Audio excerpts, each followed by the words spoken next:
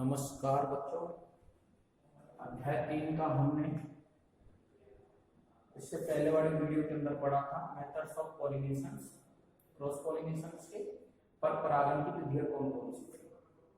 निषेचन के लिए क्या होती है, नर युग्मक और मादा युग्मक के जो केंद्रक होते हैं उनके संचय की क्रिया निषेचन कहलाती है। परागण क्रिया के बाद संपन्न होती है। इसमें एक टॉपिक आता है अनिषेचता या असंगतता।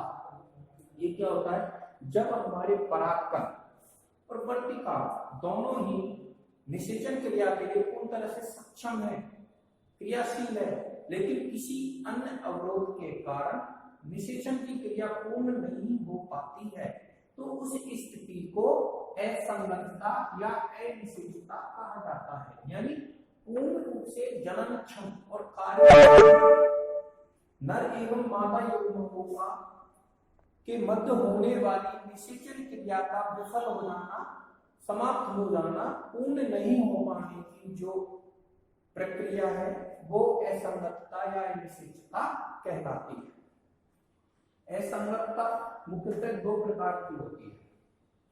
अंतराजातीय अनिषेचता, अंतरा मतलब विभिन्न जातियों के मध्य एक ही वंश की, और अंतरजातीय एक ही जाति के विभिन्न सदस्यों के मध्य निषेचन क्रिया पूर्ण नहीं हो पाना। तो पहला लेते हैं अंतराजातीय निषेचता। जब एक वंश एक होता है लेकिन उसमें जातीय बहुत होती है, तो एक वंश लेकिन भिन्न भिन्न जातियों के जो सदस्य होते हैं उनके मध्य निषेचन की क्रिया अर्थात नर युग्मकोद्भिद और मादा युग्मकोद्भिद का संलयन नहीं हो पाना अंतराजातीय अनिषेचता कहलाता है। उदाहरण जैसे ब्रेसिका टेम्पेस्टिस और ब्रेसिका राका, दोनों ही जातियों का वंश एक है, ब्रेसिका ब्रेसिका, लेकिन जातियां टेम्पेस्टिस और राका सरसों राई है, जो दोनों अलग अलग है। जातियां अलग है लेकिन इनके मध्य इसके परागकण और मादा युग्मकोद्भिद के मध्य निषेचन क्रिया नहीं हो पाती है, तो उसे अंतरजातीय कहते हैं।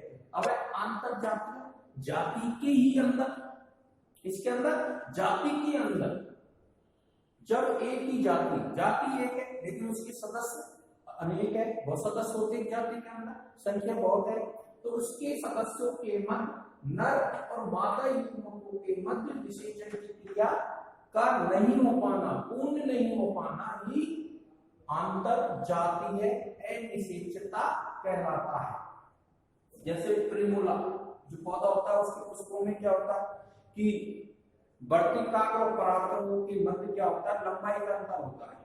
वर्तिका छोटी, परागकण लंबे होते हैं, परागकण छोटे और वर्तिका लंबी होती है, तो उसके सदस्यों के मध्य होगा किसी दूसरे पुष्प के मध्य निषेचन की क्रिया संपन्न हो पाती है। जो स्वयं अनिषेचता होती है उसे अंतरजातीय अनिषेचता भी कहा जाता है, यानी इसका दूसरा नाम स्वयं अनिषेचता या स्वयंबद्धता भी होती है।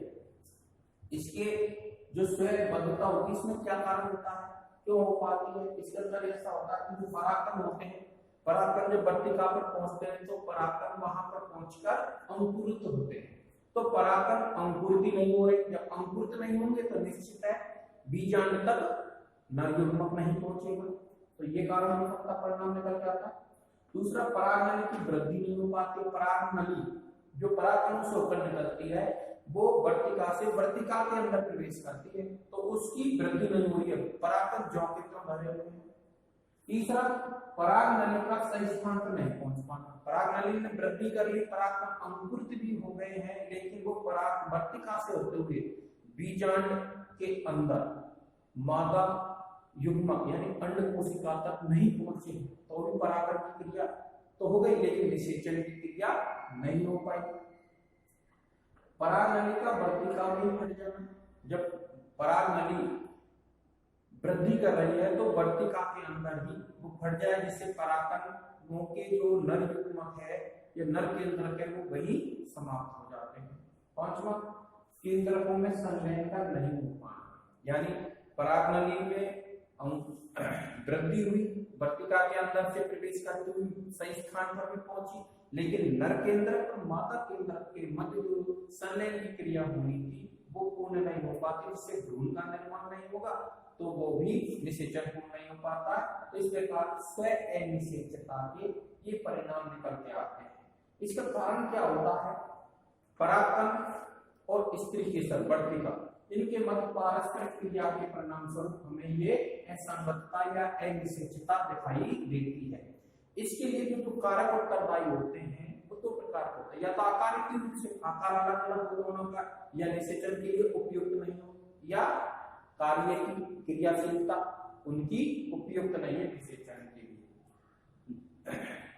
अनिश्चितता जो होती है वो एक जीन के जो कई युग्म होते हैं उनके विकल्पियों द्वारा नियंत्रित होती है।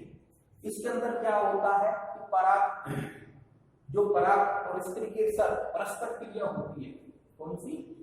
पराग स्त्री केसर जो परस्पर क्रिया होती है उसका नियंत्रण जीनों द्वारा होता है।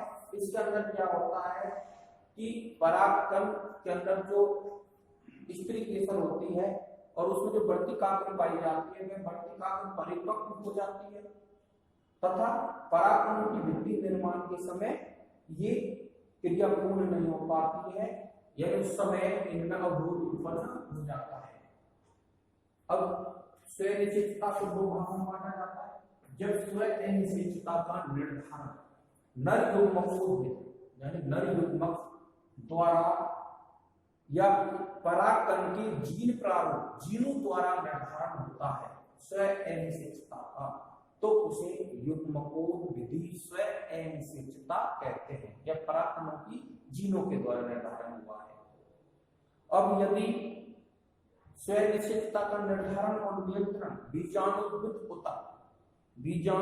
ऊतक यानी जो परागकणों के निर्माण के लिए उत्तरदायी होता है, 3 लेयर बनाता है, उसके द्वारा अगर स्वनिश्चितता का निर्धारण होता है तो उसे बीजाणुविधि स्वनिश्चितता यानी बीजाणुविधि ऊतक के कारण निषेचन क्रिया पूर्ण नहीं हो पाई, तो उसे बीजाणुविधि स्वनिश्चितता कहा जाता है। तो इस प्रकार हम अध्याय 3 के अनिश्चितता के बारे में अध्ययन कर रहे हैं। कल हम इसी का अध्ययन करेंगे, इसमें निषेचन क्रिया का, और उसके बाद बात करेंगे कि किस प्रकार निषेचन क्रिया संपन्न होती है, परागकणों का अंकुरण किस प्रकार हुआ और परागकणों की वृद्धि किस प्रकार से हो रही है। धन्यवाद।